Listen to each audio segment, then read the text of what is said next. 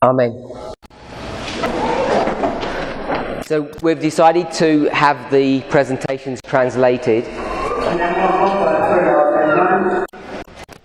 I think the experiment this morning didn't work because people don't understand the English well enough.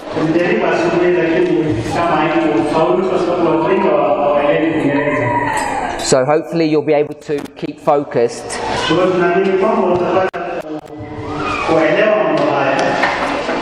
So in yesterday's studies, we began to look at trying to understand prophecy through the use of parables.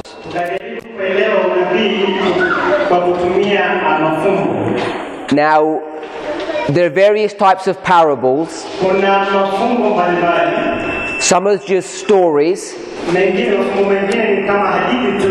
So like the story of Esther. And some are abstract models.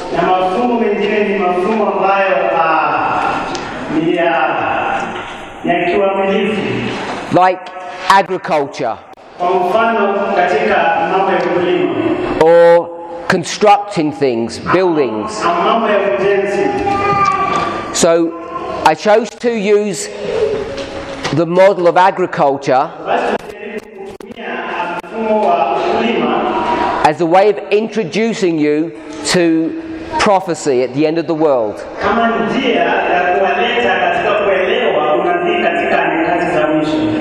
And one of the themes that comes up over and over again in inspiration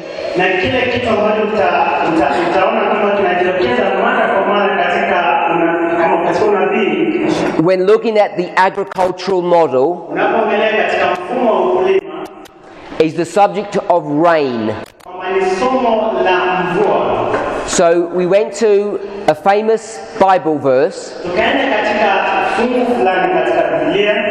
taken from the book of Joel. And the book of Joel itself is an important book in the Bible.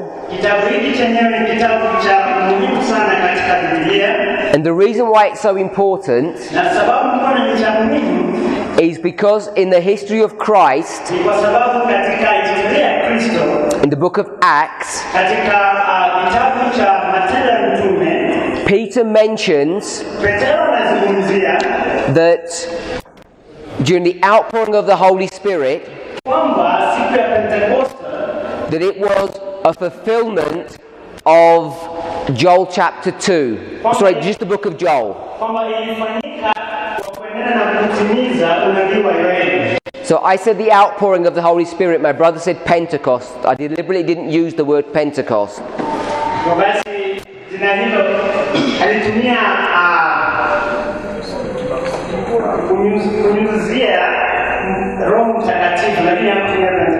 So you have to be careful about translating what I say, not thinking you know what I'm going to say.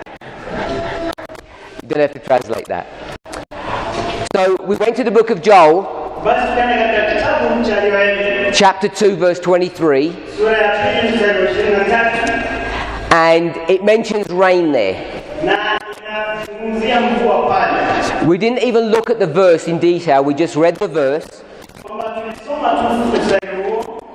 And what I wanted to do, before looking in a detailed way at the verse itself,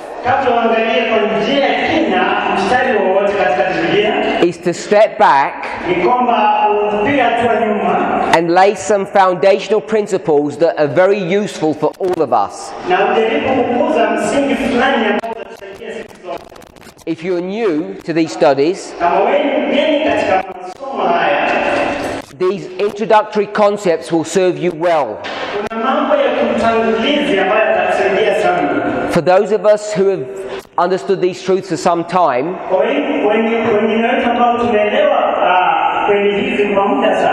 it becomes harder because you have to unlearn the way you've been studying.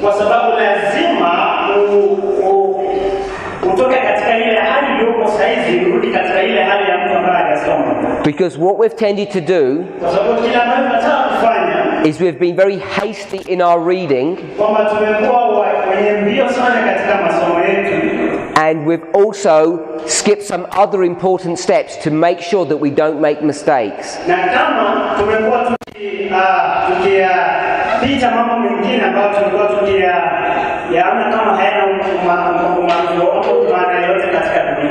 So hopefully you'll remember yesterday I mentioned two important principles or methods that we're going to use.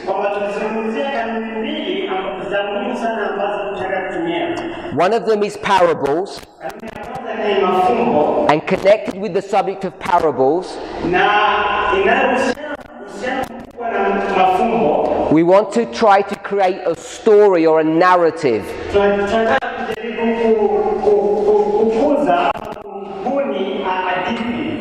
And once you start using these methods, what you'll find is that the conclusions that you come to, you'll be more certain about.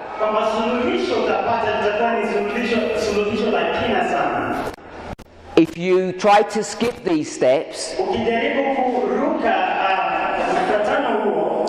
you can come up with a theory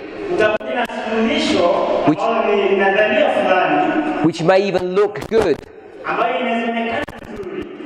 but you'll see that it could be easily swept away. And everyone here in this congregation has a responsibility for the truths that we're teaching our brothers and sisters. We're only human, so we are apt to make mistakes.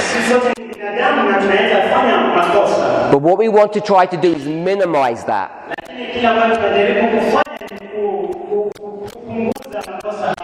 So when it came to the subject of parables, what I showed you was, in the book of Joel, and it's not unique to this book. It's not unique, it's everywhere. That you want to look at parables in two steps. First of all, the principle of parables is the natural explains the spiritual.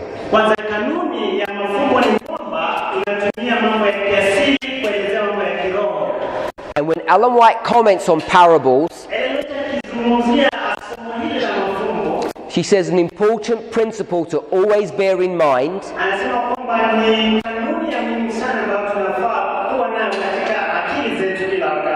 is the laws that govern the natural are the same laws that govern the spiritual.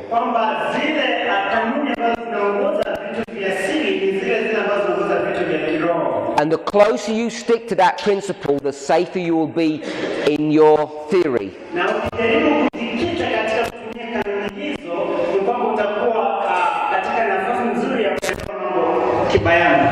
So I'll put here the same law. The same laws govern the natural and the spiritual. So when we looked at Joel, we saw that step one, we had various symbols.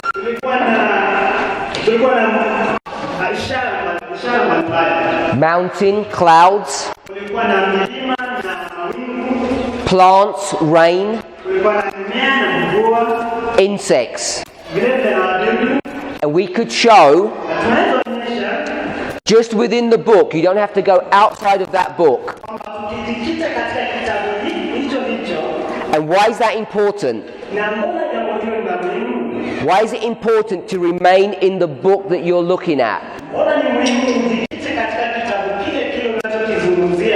What's the danger if you go outside of that book?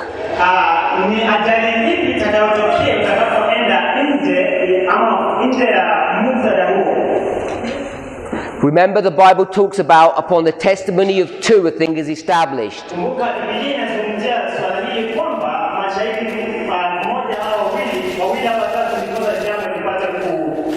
And we're not historians. We're We're not reading the Bible because it's nice history. We're reading the Bible for the purpose of salvation. Specifically, we want to understand what's going on in the world today. And we're going to use the Bible to explain what we see. So that's why we're reading the book of Joel. We want to see how these things are being fulfilled today.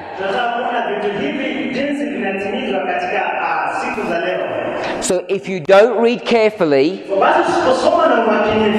you'll make wrong conclusions. So we go into the book itself to create our first witness. And then what we would do, we could go to another book to create a second witness. And that's how we can develop strong arguments.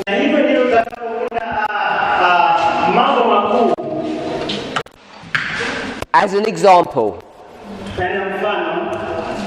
we've spoken that this great people is the Lord's army that come from the north. And we've said it's Babylon. Then we could just go to Revelation 17 verse 5. And we could show that there's a woman that's brought to view. And on her forehead, it says Mystery Babylon. If you can show them on the chart.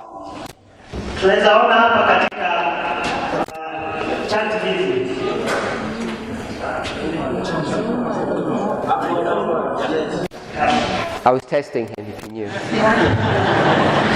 So he's found it. So that's Revelation 17 verse 5. And we could have just done that and said the book of Joel is talking about the papacy.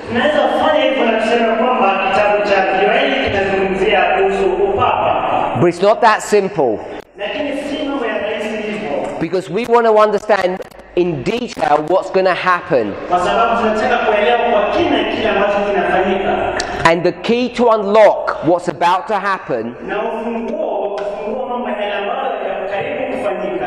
or what's already happening, is to understand the story of Joel in some detail.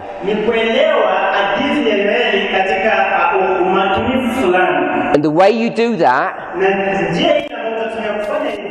is not by looking at a few words and jumping to the end of the world.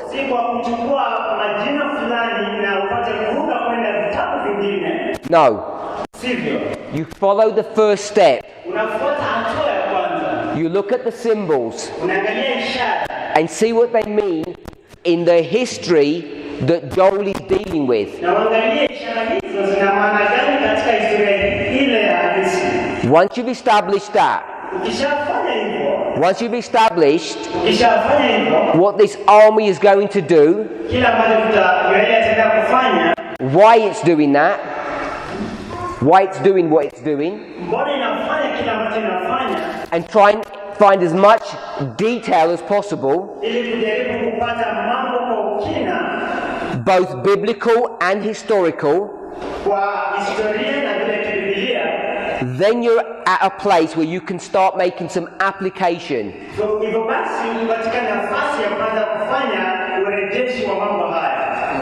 If you were thinking about doing a study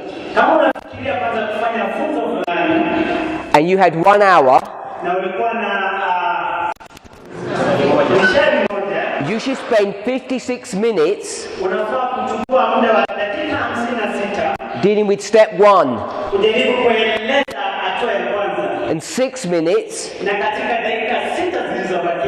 dealing with the second step. The vast majority of our studies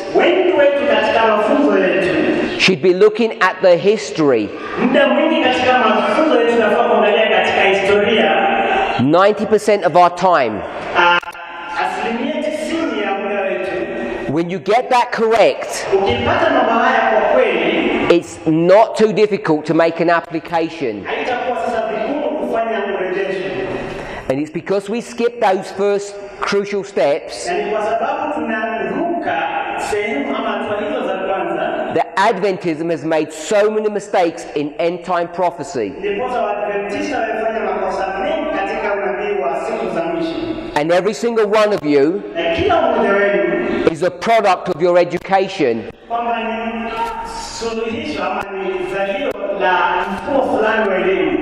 We think like Adventists because we are Adventists.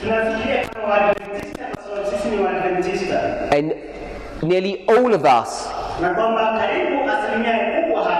have absorbed or imbibed wrong ideas.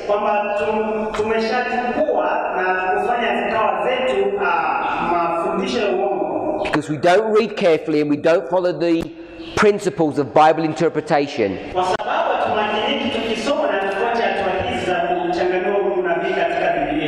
So, step one, you look at the history. You go from the natural to the spiritual. These 4 locust insects, he's talking about the king of the north. At the simple level, we'll just say Babylon. But then remember, if you go to the biblical and secular history, we saw that this insect actually is 4 insects, and we saw that the number 4 means a progressive destruction and a complete destruction.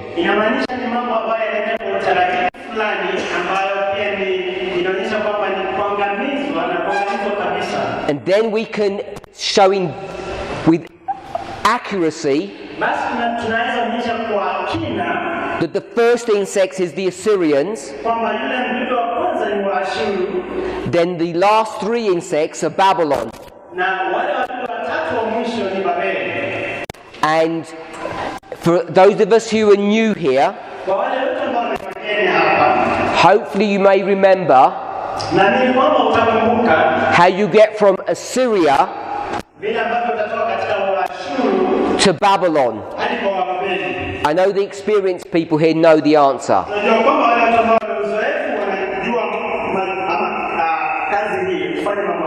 So the simple question is, if you're experienced, please don't answer. Which king of God's people is in the history of that transition?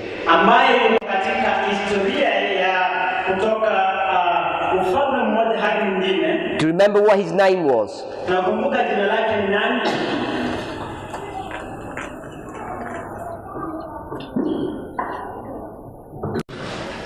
No one?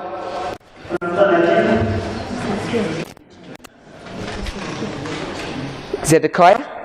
It's not Zedekiah. It was Josiah. Good. So there's a transition in the history of Josiah when he's killed. The death of Josiah is a subject of secular history, where there's a war between the Assyrians and the Babylonians.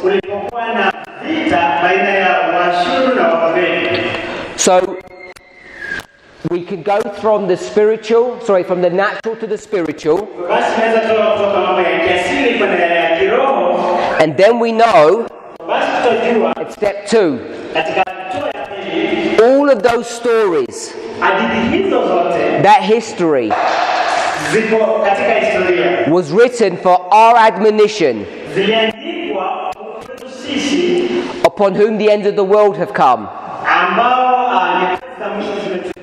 In the King James,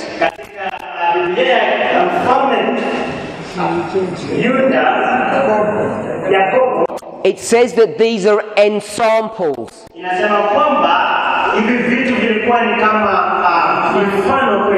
And the word ensample is not the same as example. Because I know that's what he probably said. And it's not easy to translate. I think the translation is the same. Yes, it would be the same. So in the English, ensample is a stronger word than example.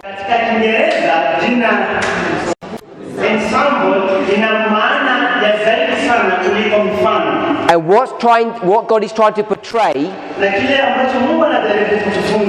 is that it's an exact replica.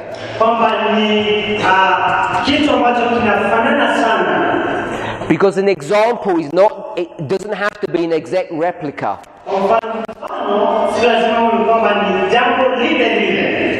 So if you had a mathematical problem, and I was trying to teach you how to do maths,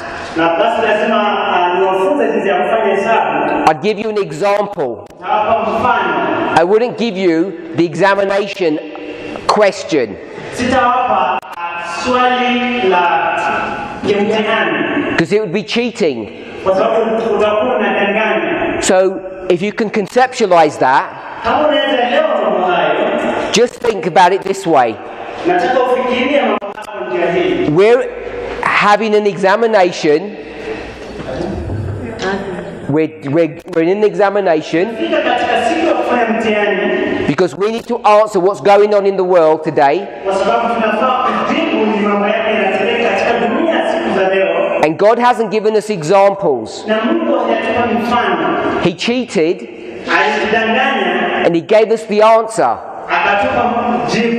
That's what Paul is trying to portray when he talks about ensamples. It's such a strong word.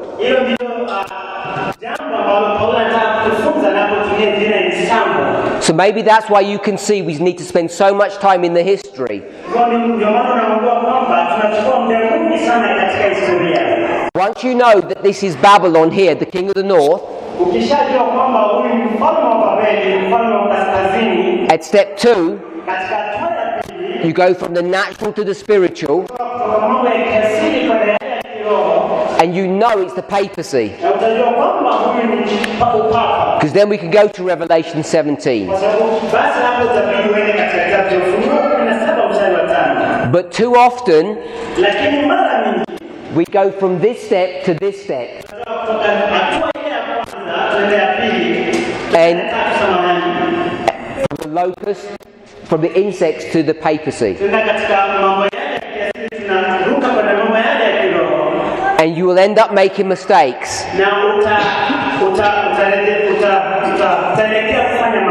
And the reason I know that is because this movement, we have some very experienced teachers who did that very thing.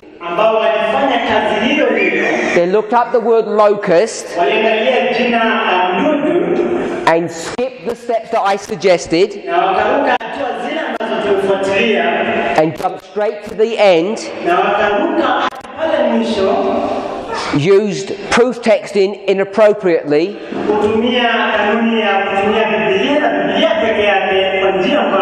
and what answer did they come up with? Islam. And see how easy it is to make mistakes if you don't carefully follow rules. Don't think that this is a minor issue. These were international speakers at the highest level.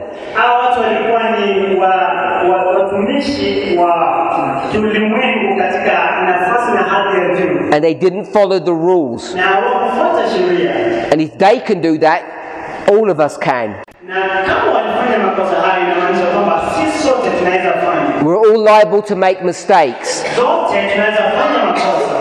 So once we can follow this rule, then we spoke about trying to create a story. So I ran a story here for you from Moses to the restoration of God's people.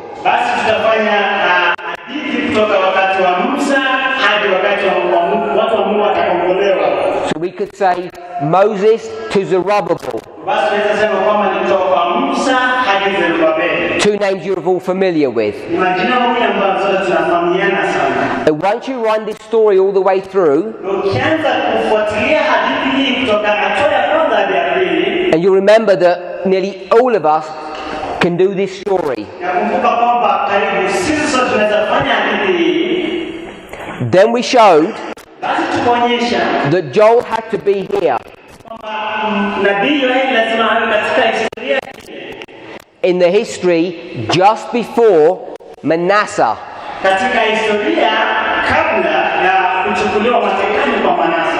And then we drew in secular history in combination with biblical history, and we saw the four insects are here, 1, 2, 3, 4. Then we brought a Bible verse, Jeremiah 50 verse 17, to confirm that.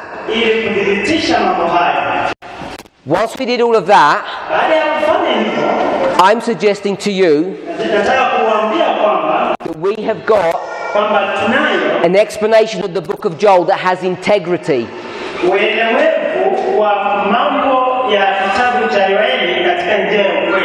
And it can bear examination. It can, if you try to test it, it will take the test.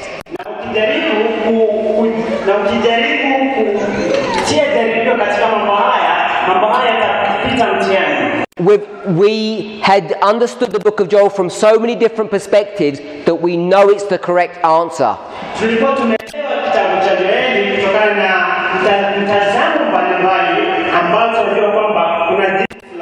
And we did all of that even without any spirit of prophecy help.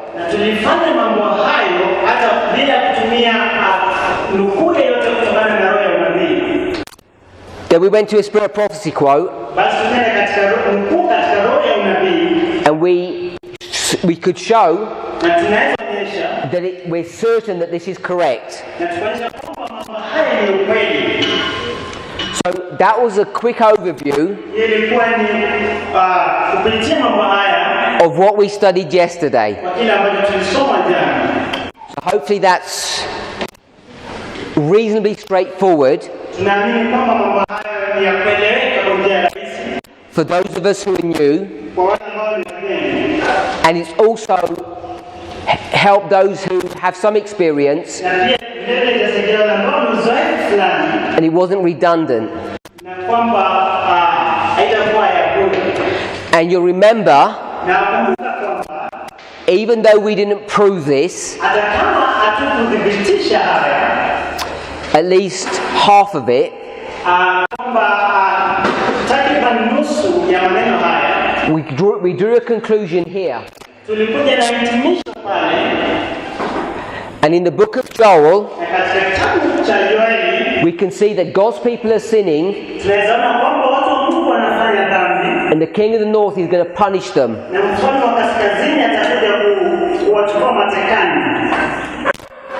And then I showed, without even going to the passages, that in Revelation chapter 8 and 9, that when the king of the north sins, specifically Rome, that Islam is going to be used to punish. Now that's a very simplistic overview. We would develop that to show and demonstrate that to be true. tunaweza onyesha mambo haya kuonyesha kwamba ni ukweli. So, if we're okay with that, I want to move on slightly. Kama mko sawa na mambo haya, tunataka kupiga hatua kidogo. So this is a test for you now. Basi hii ni kweli. If you go to the Old Testament, Tena katika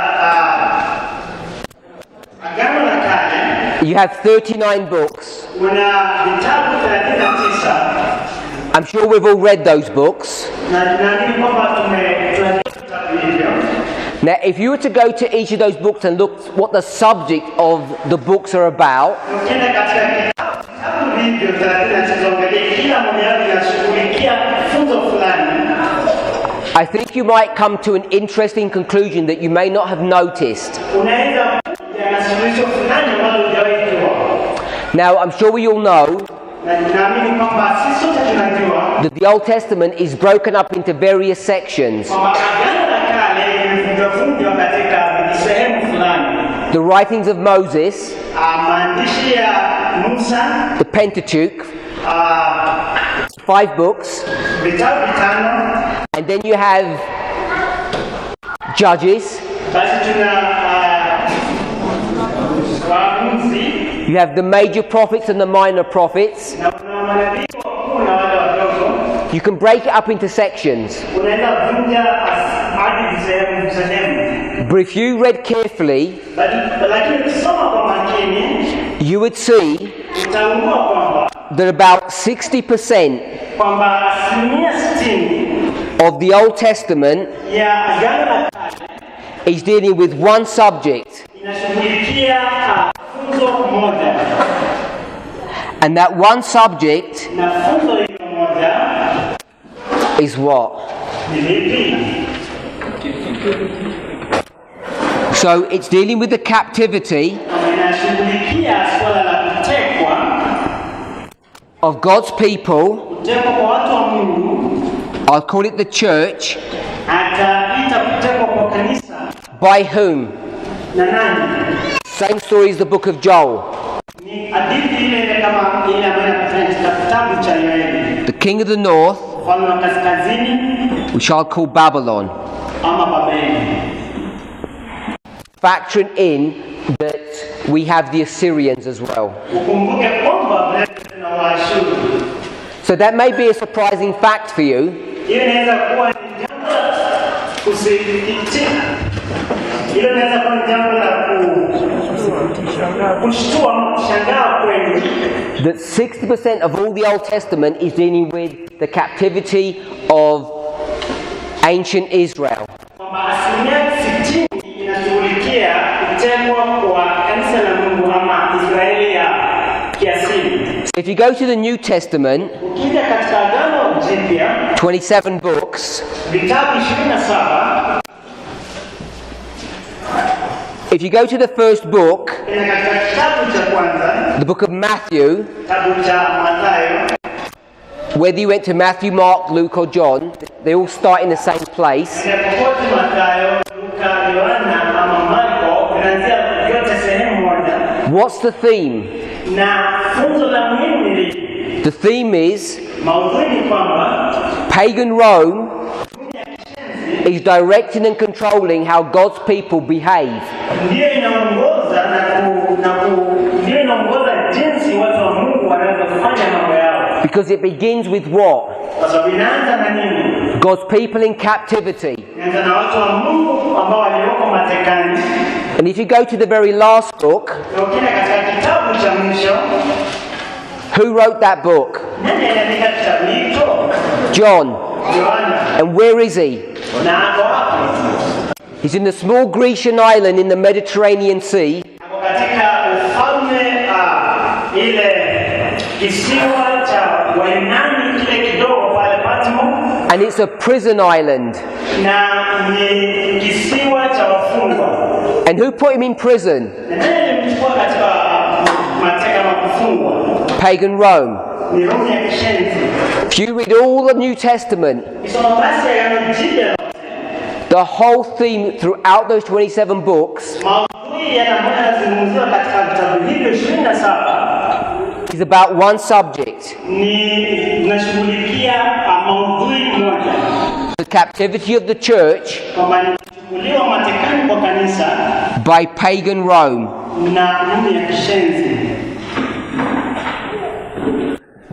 If you do the maths, you'll see that 3/4 of all the Bible is dealing with one subject.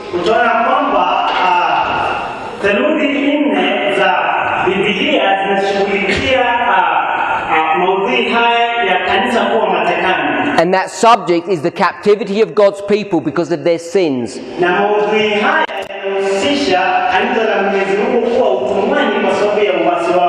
And they get taken into captivity by one person,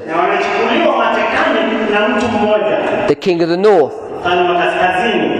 If you can see that, you'll begin to understand why here at the end of the world, as God's people, as His teachers, we should be fixated about the subject of the captivity.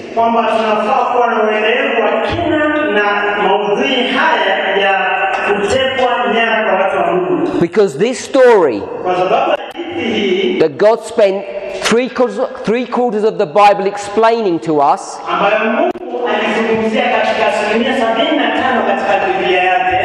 will teach us how we're supposed to come out of captivity. And not only that, but how we got into captivity. We call that conversion or salvation. So if you want to know what their salvation story looks like,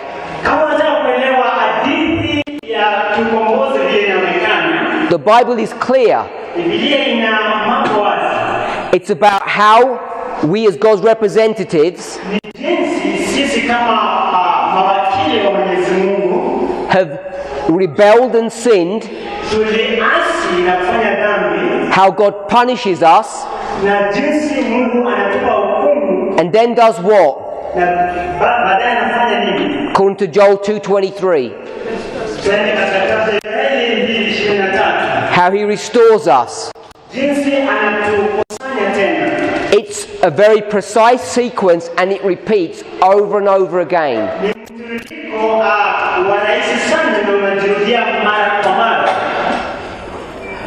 The other 25%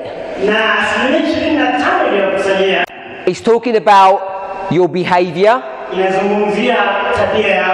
how you're supposed to eat and live, and where you came from. That's about it.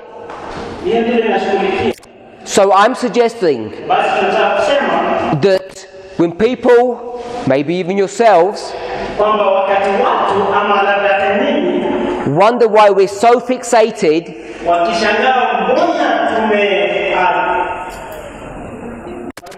why we're so focused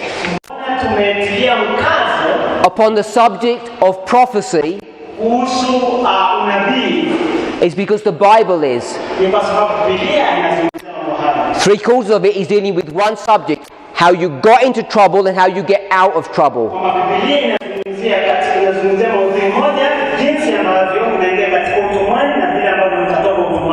And if you want to create a story that says just be nice, just be good, and you think that's enough, you must be what the Bible calls a fool.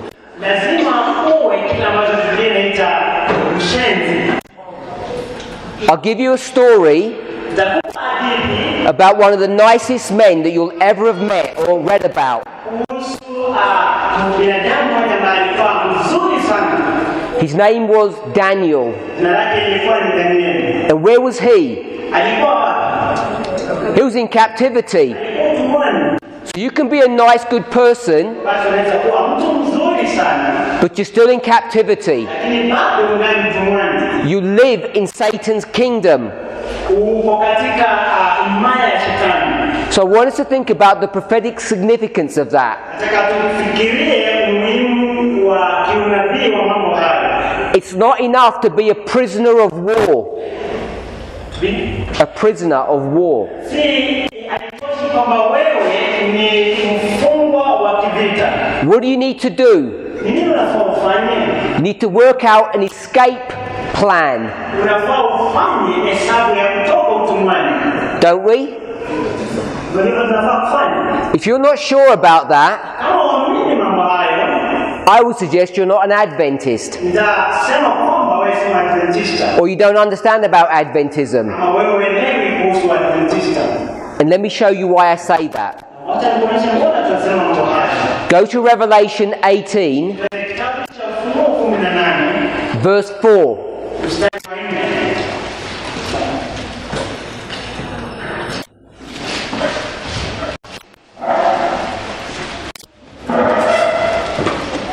John says, Yohana anasema, I heard another voice kisha nikasikia sauti nyingine saying, come out of her, my people. ikisema, tokeni kwake enyi watu wangu. Where are these people? Watu hawa Mungu wako wapi? They're living in her. Wanaishi katika yule mwanamke. How can you live in a her? Utaishije kwake? Can you do that? Unaweza fanya hivyo? Of course you cannot. Huwezi fanya hivyo. So what do we know? Basi tunajua hili inamaanisha nini? The pronoun her, Kwamba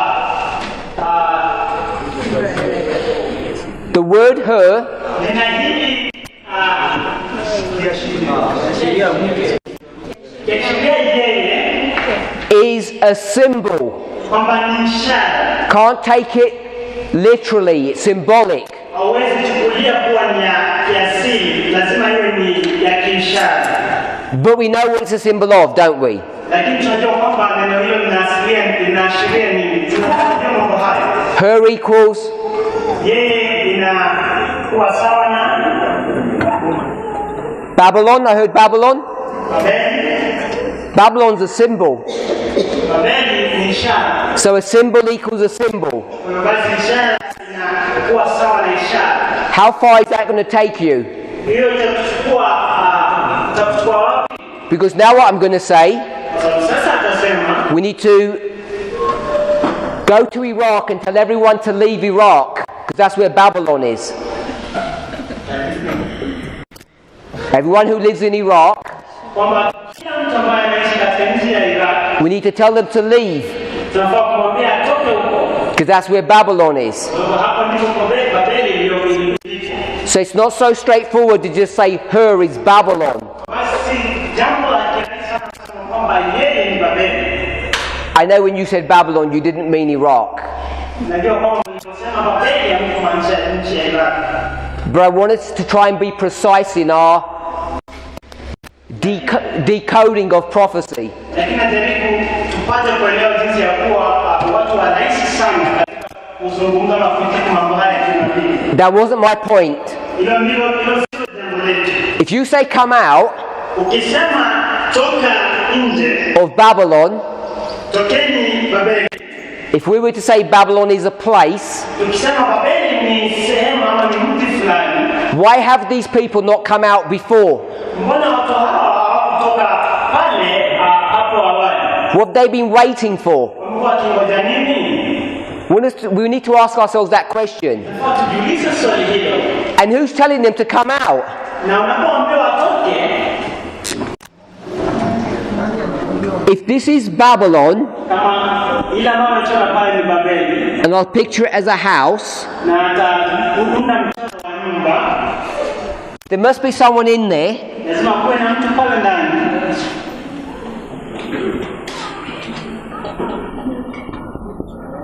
and they're not happy, Na watu hao wamehuzunika, and someone's calling them.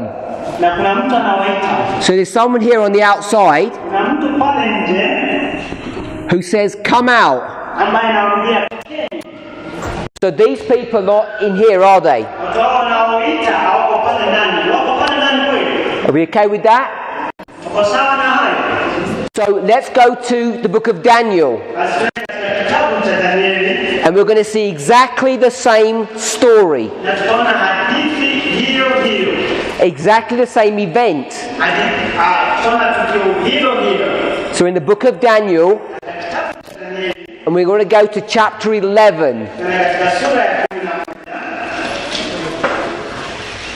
11 We were in Revelation 18:4.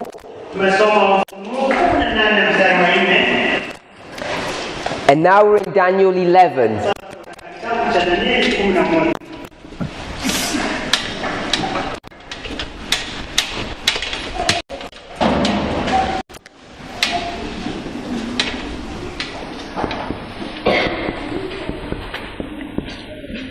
And this is 11:41. Yaani 11 mstari wa 41. What did 18 verse 4 say? Ufunuo 14 mstari wa 4 ilisema nini? Come out. Tokeni. And if we read 11:41, if you read that, Tukisoma 11:41 inasema kwamba tena ataingia katika hiyo nchi ya uzuri na nchi nyingi zitapinduliwa, lakini nchi hizi zitaokolewa na mkono wake, Edomu, Moabu na wakuu wa watu wa Amoni.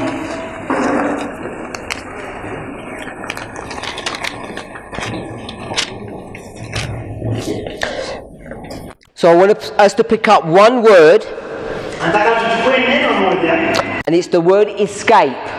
na jina kuokolewa. In verse 4, Katika mstari wa 4, who's coming out? ni nani anatoka?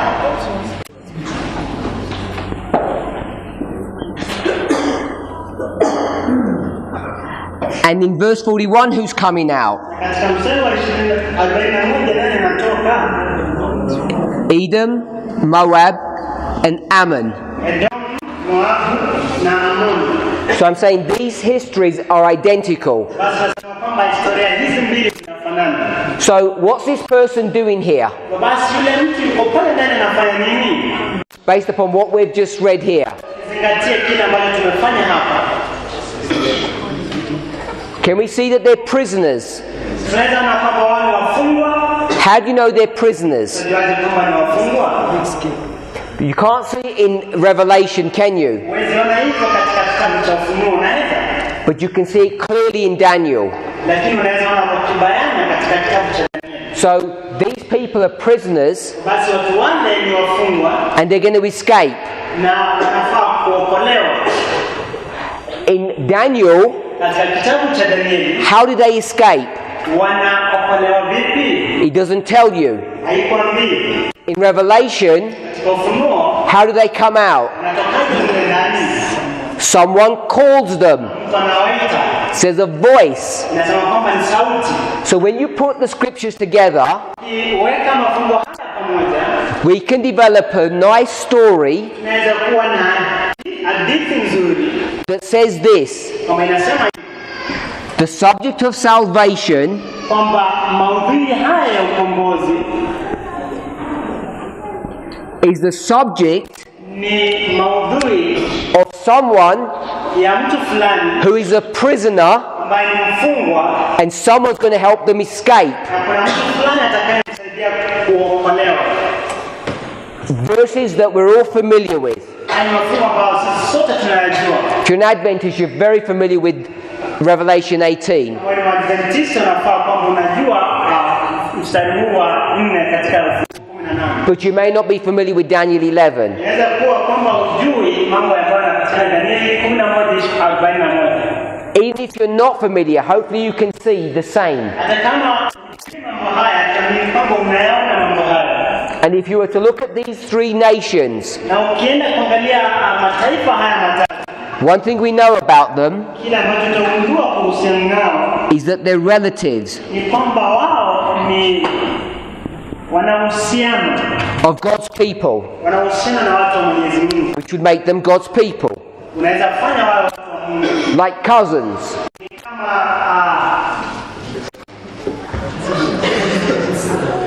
ni kama makazini.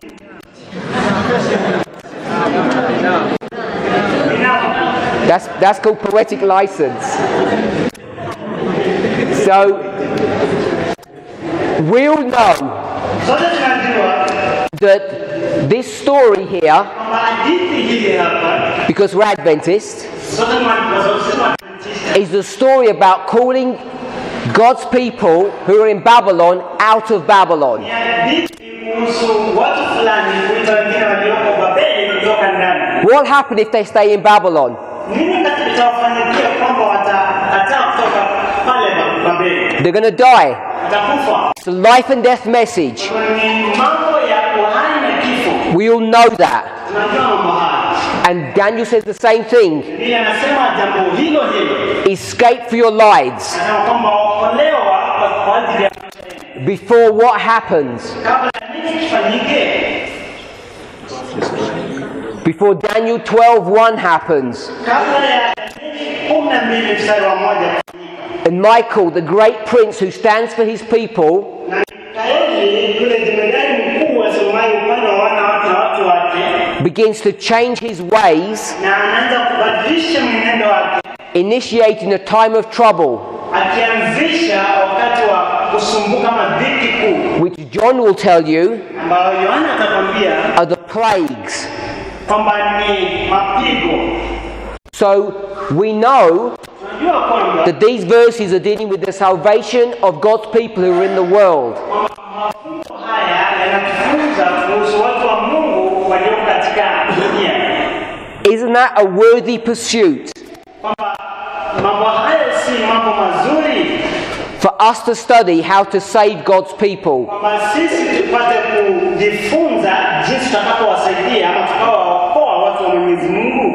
That's why we study prophecy. Ndio maana tunasoma nabii, Because these people who are in Babylon, watu hao ambao wako katika Babeli in this prison, na katika gereza lile are just our relatives ni wanahusiano mkubwa na sisi, who are experiencing all of this captivity.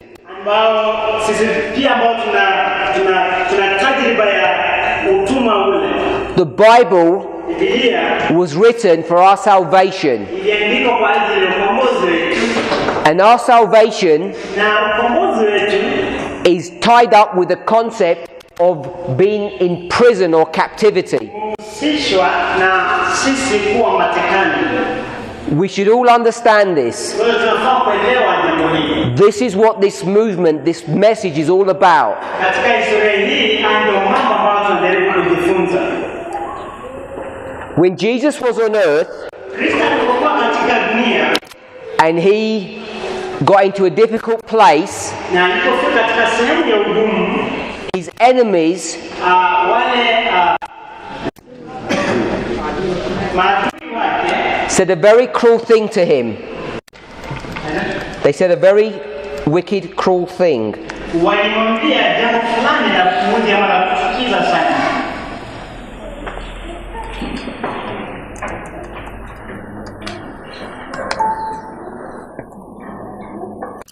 It's found in Luke chapter 4, verse 23. Kitabu cha Luka 4 mstari wa 23.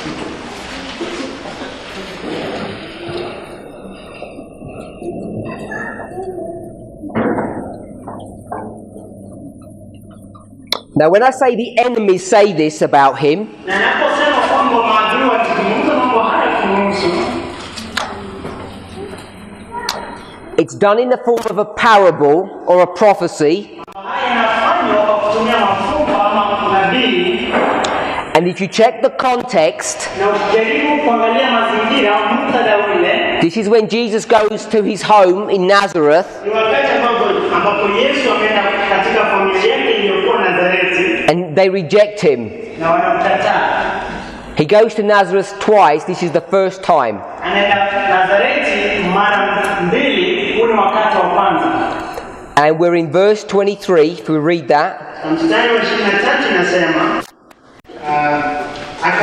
akawaambia, hapana shaka mtaniambia mithali hii, tabibu, jiponye nafsi yako, mambo yote tuliyosikia kwamba yametendeka Kapernaumu yatende na hapa pia katika nchi yako mwenyewe.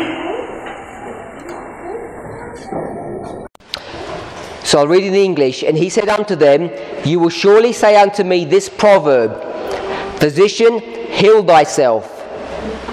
So what he's doing is quoting a proverb. We will understand about proverbs. So this is a phrase that's quite common.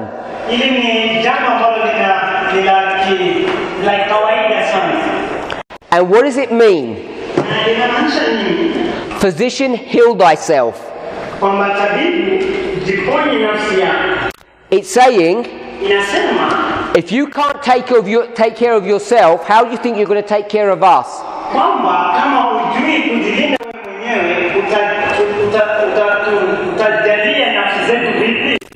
Do you agree with that principle? Would you go to a friend for financial advice if that person is in continual debt?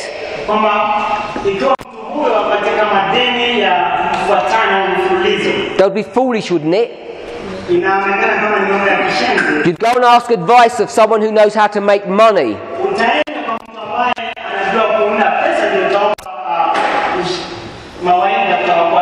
Would you go to a doctor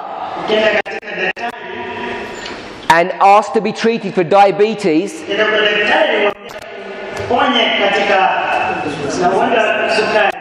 and you looked at him and he'd lost one of his legs and you said, how did that happen?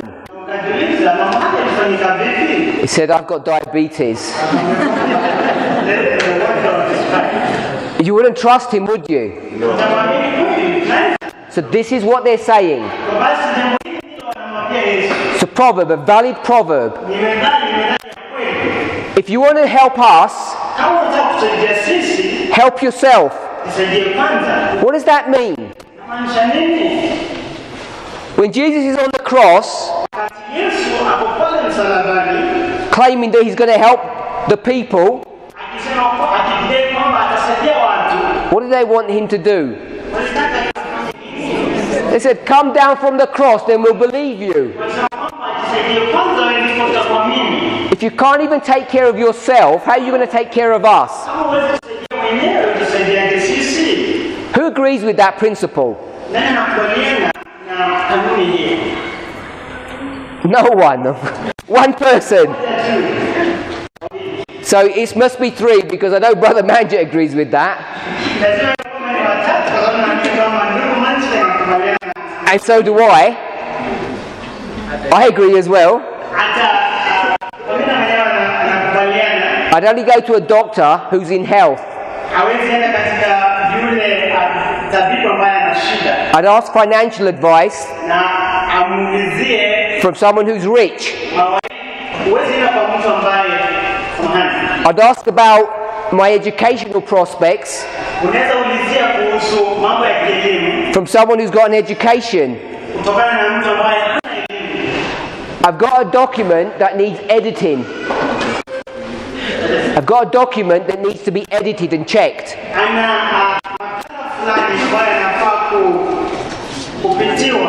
Would I give it to you if you can't read English? Of course I wouldn't. All of you would agree with this proverb. Did Jesus fulfill this proverb? Of course he did. They just misunderstood the process. And that's the problem that we're in. Adventism has misunderstood the process of salvation. It's getting people who are in captivity and taking them out of captivity. Now the reason why this is interesting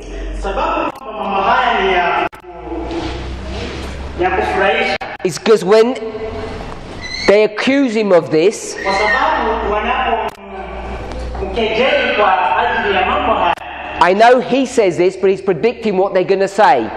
Kwamba asema mambo hayo, lakini tunajua kwamba wanajaribu kuzungumzia mambo ya baadaye ambayo yeye mwenyewe atazungumza. He just read them Aliwasoma a portion from scripture. aliwasomea fungu fulani katika kutoka maandishi. So if you go to verse 16, Katika mstari wa 16, and if you read 16 to 18, akaenda Nazareti hapo alipolelewa, na siku ya Sabato akaingia katika sinagogi kama ilivyokuwa desturi yake, akasimama ili asome. Akapewa chuo cha nabii Isaya, akakifungua chuo, akatafuta mahali palipoandikwa, Roho ya Bwana yu juu wangu, kwa maana amemtia mafuta kuwahubiri maskini habari njema, amemtuma kuwatangazia wafungwa kufunguliwa kwao, na vipofu kupata kuona tena, kuwaacha huru waliotekwa. now if you don't believe me that Revelation 18 and Daniel 11 are about salvation,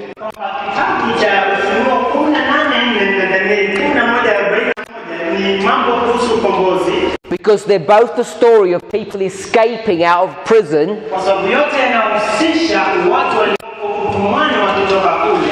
then I'm suggesting we'll go to another Bible passage.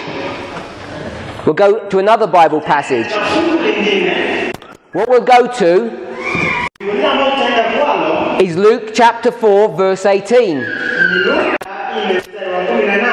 which is what we just read. He goes to Nazareth and he goes to the synagogue on the Sabbath. That's verse 16. Verse 17, he does the reading from the book of Isaiah. And then he finds a certain portion from the book of Isaiah, which is verse 18. So do we know what passage he's going to read from? So let's write this down. Let me summarize where we've got to so far.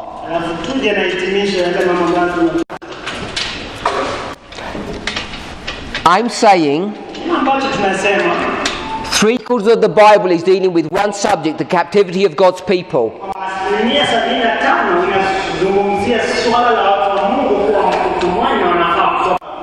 How they get into captivity, what happens when they're in captivity, and how they get out. That's relatively straightforward. As a proof for that, took you to Revelation 18 verse 4, a famous passage. It says God's people come out of Babylon. So I did a picture of Babylon. God's people are in there. Someone on the outside. This voice says, come out. It's all good and well. But Daniel 11 is exactly the same history, and it doesn't say come out. It says escape. You escape when you're in prison. So this is the prison house, or captivity. And I'm saying this is the theme for 3/4 of the Bible. And that's being conservative. It's probably higher. It's probably more. So we went to Luke chapter 4, and there's this prophecy, a proverb that says, if you want to heal me, heal yourself first. If you want to help me, help yourself first. And I'm saying that's a true proverb. It's common sense. Ni methali ya kutumia akili zako. If your car broke down, Kama gari lako limevunjika, would you come to me to get it fixed? unaweza enda kwa Parminder atakusaidia. Some people say yes, some people say no. Depends how well you know me. You know I don't walk around in a mechanic's suit. Kwa sababu hajavaa ile suti ya mekanika. First thing you'd ask, Kile kitu cha kwanza utauliza, Parminder, do you know what you're doing? Parminder, unajua kile ambacho nafaa kufanya? And I say, not really, but I can have a look. Atasema kwamba sijui lakini acha niangalie tu. I don't think you'll trust your car with me. Amini kwamba utamwamini afungie. This is what this proverb is teaching. Methali hii inafunza mambo haya. It's just common sense. Mambo ya kufanya akili hapa. If someone broke their arm now, Kwamba mtu akivunjika mkono, I say, I'll have a look. Parminder akimwambia kwamba acha niangalie. Put a bandage on it, it'll all be okay. Who would believe that? No one. Utasema kwamba Okay, so we read verse 23. Then we read 16 to 18. This is from Isaiah, which is verse 18.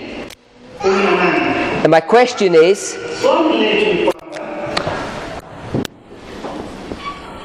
we went from 18:4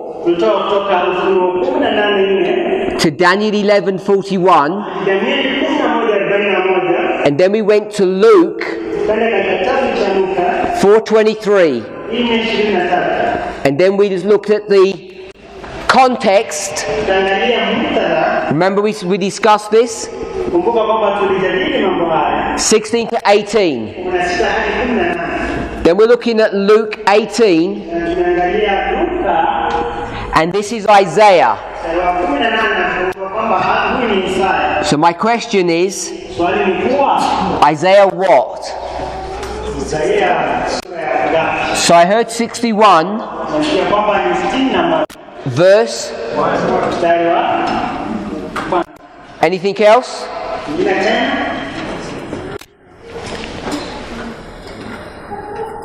I want to go to another passage.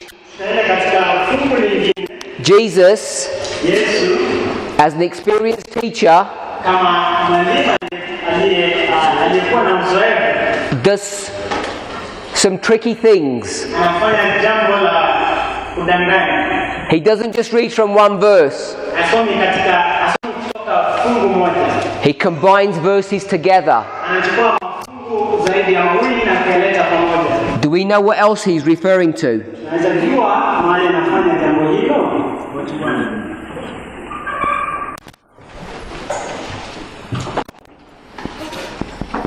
I'm going to suggest it's 42:7. In our next presentation, we're just going to develop this thought to show how we get this salvational message. And we get this salvational message and we tie them together. Let's pray. Our Heavenly Father, we give you praise and thanks. Lord, as we study your word, it's my hope and desire that my brothers and sisters would glean some truths, some precious gems from the study of your word. That as we have sacrificed our time and our energy and even our money to be here, that we would spend this time in communion with you, not wasting it in idle chit-chat, in foolish conversations, or worse, in gossip or harming people. Lord, we know that you have plans for us that are much higher than the plans that we could ever imagine. May this week be the means of opening our eyes to see the glories that you have waiting for us. not in heaven, but even here on earth. Bless us and be with us, we pray in Jesus' name.